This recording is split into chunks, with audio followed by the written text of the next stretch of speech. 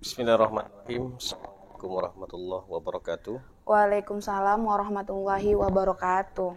Baik, kita akan seminar proposal skripsi atas nama Hera Nurtandina Lasmini dengan judul Peninggalan Kerajaan Kampung Raja di Desa Tanjung Pinang, Kecamatan Kampung Raja, Kabupaten Labuan Batu Selatan. Nah, sebelum kita masuki sesi tanya jawab, saya mempersilahkan Hera untuk 1 menit atau 2 menit mempresentasikan hasil daripada proposal ini. Silakan. Baik, terima kasih sebelumnya Bu ya. Proposal skripsi saya ini berjudul Peninggalan Kerajaan Kampung Raja di Desa Tanjung Medan, Kecamatan Kampung Rakyat, Kabupaten Labuhan Batu Selatan. Nah, latar belakang masalah, jadi di Sumatera Utara ini kan Bu ya terdapat beberapa kerajaan ataupun kesultanan yang beretnik suku Melayu. Nah, salah satunya berada di Kabupaten Labuhan Batu. Sebelum Labuhan Batu mengalami pemekaran pada tahun 2008, nah, terdapat 4 kerajaan yang besar yang berada di sana. Pertama, ada Kerajaan Bila, kemudian ada Kerajaan Panai, kemudian ada Kerajaan Tanjung Pasir, dan Kerajaan Kota Pinang. Nah, akan tetapi ternyata ada satu kerajaan semi otonomi, yaitu Kerajaan Kampung Raja yang berada di bawah kekuasaan 4 kerajaan tersebut. Nah, kemudian kerajaan ini ternyata memiliki beberapa peninggalan yang saya rasa itu perlu untuk dilestarikan. Maka dalam latar belakang ini saya memasukkan cagar budaya. Nah, maksud tujuan saya itu dengan peninggalan kerajaan yang sudah ada ini mungkin bisa masuk ke dalam konsep cagar budaya sesuai dengan Undang-Undang Cagar Budaya Nomor 11 Tahun 2010, yang cagar budaya merupakan peninggalan budaya yang bersifat kebendaan, baik berupa benda cagar budaya, bangunan cagar budaya, kawasan cagar budaya, situs cagar budaya, dan kawasan cagar budaya. Nah, untuk rumusan masalahnya saya mempunyai 2 poin. Yang pertama itu, bagaimana sejarah berdirinya Kerajaan Kampung Raja di Desa Tanjung Medan, Kecamatan Kampung Rakyat, Kabupaten Labuhan Batu Selatan. Yang kedua itu, apa saja peninggalan Kerajaan Kampung Raja di Desa Tanjung Medan, Kecamatan Kampung Rakyat, Kabupaten Labuhan Batu Selatan. Kemudian untuk teori yang saya gunakan, ini teori arkeologi. Nah, arkeologi merupakan ilmu yang membahas tentang warisan masa lampau yang berupa benda, bangunan, dan momentum yang masih terdapat di permukaan tanah. Kemudian saya juga memasukkan subjudul yaitu peninggalan sejarah sebagai warisan cagar budaya. Dikarenakan di Indonesia peninggalan sejarah itu merupakan hal yang dilindungi, maka saya memasukkannya sebagai warisan cagar budaya, karena cagar budaya merupakan suatu peninggalan yang memiliki nilai penting bagi sejarah, pendidikan, pengetahuan, dan kebudayaan. Kemudian untuk metode penelitian yang saya gunakan dalam proposal saya ini metode penelitian sejarah, kemudian dibantu dengan pendekatan kualitatif. Nah, dalam metode penelitian sejarah ini terdapat 4 cara. Yang pertama itu heuristik, ini mengumpulkan sumber. Saya dalam mengumpulkan sumber, saya mencari data-data yang ada dengan cara observasi, wawancara, dan juga dokumentasi. Untuk verifikasi, saya melakukan dengan cara mengkritik ataupun memilah dan memilih sumber mana yang dapat dijadikan sebagai sumber primer dan sekunder. Kemudian interpretasi, ini penafsiran, dan terakhir yaitu historiografi dan penulisan. Begitu Bu ya. Oke, baik. Kita soroti yang pertama mengenai latar belakang masalah. Latar belakang masalah, karena disinilah yang melatar belakangi masalah penelitian kita. Nah, ada berapa peninggalan kerajaan yang ada di Kampung Raja itu? Untuk saat ini, yang pertama itu Bu ya, ada masjid Kerajaan Kampung Raja. Yang kedua itu ada makam dari Tengku Nong Hamjah, rajanya. Kemudian ada meriam, kemudian ada peti, ada surat yang ditulis oleh raja, kemudian ada pedang, dan ada alat-alat masak atau dapur dari Kerajaan Kampung Raja. Di dalam latar belakang masalah yang kamu sebutkan tadi sudah disebutkan di sini? Ada Bu ya, di bagian ini Bu deh, yang halaman 4 bagian terakhir. Ini Bu deh, Dengan adanya konsep tentang pelestarian dan perawatan tentang cagar budaya berupa peninggalan sejarah dapat membantu peninggalan sejarah yang terbengkalai, salah satunya keberadaan kerajaan Kampung Raja yang merupakan wilayah kekuasaan kerajaan yang kecil.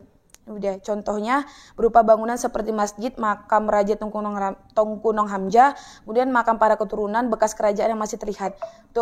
Kemudian ada peninggalan kerajaan berupa barang-barang yang ini, yaitu peti kerajaan, meriam, alat-alat dapur, foto raja, dan banyak lainnya. Oke. Penelitian ini mempunyai bukti peninggalan kerajaan yang akan diteliti. Masjid contohnya. Iya, Bu ya.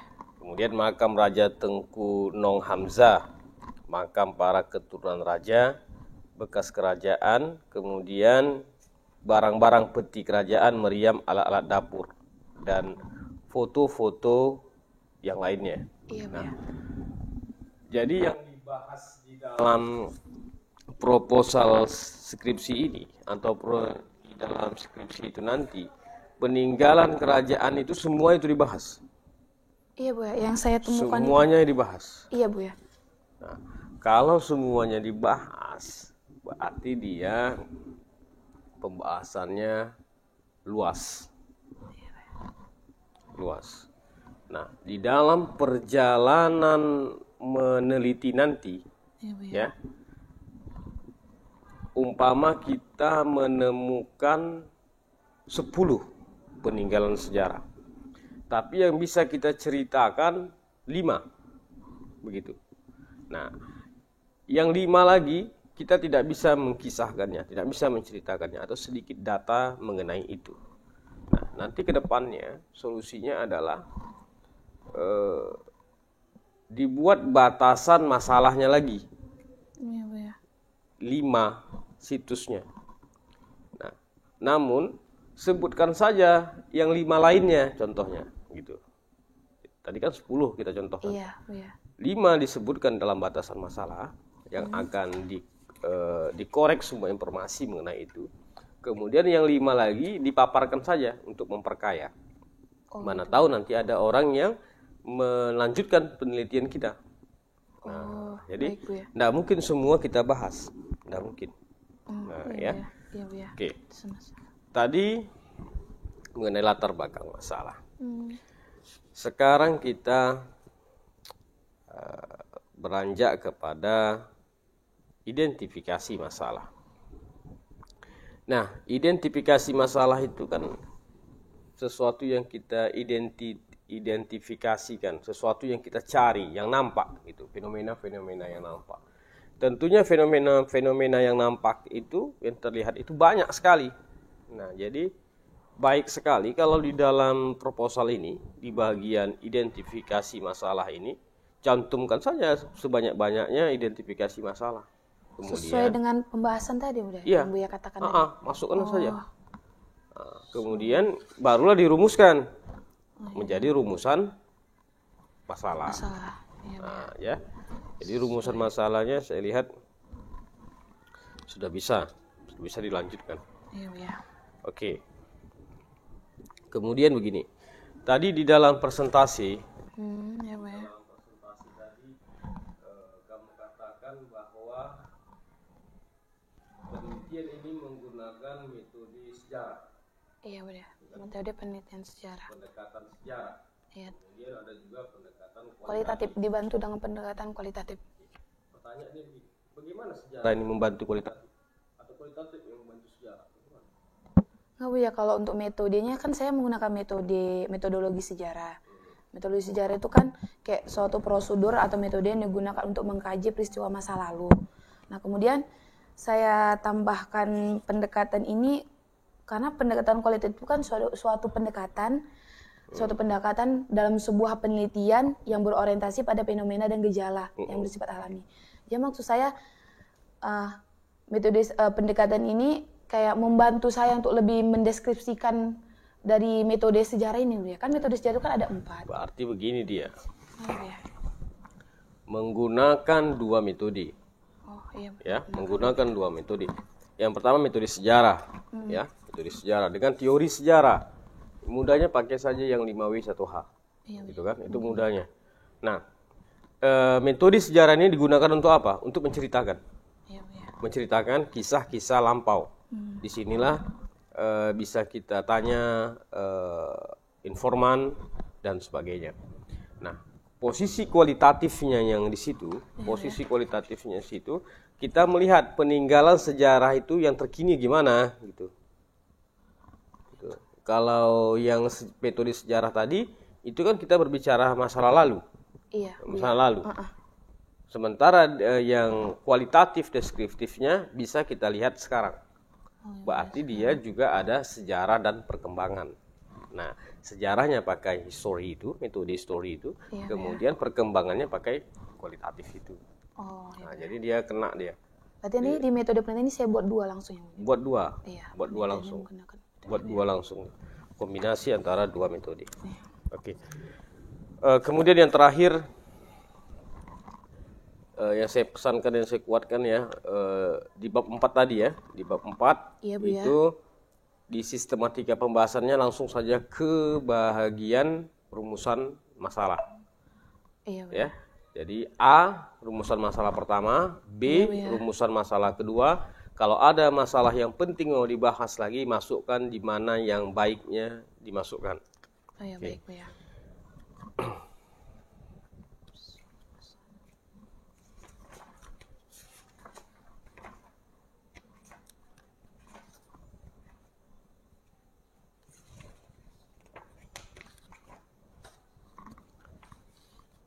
Oke, mungkin itulah dari saya.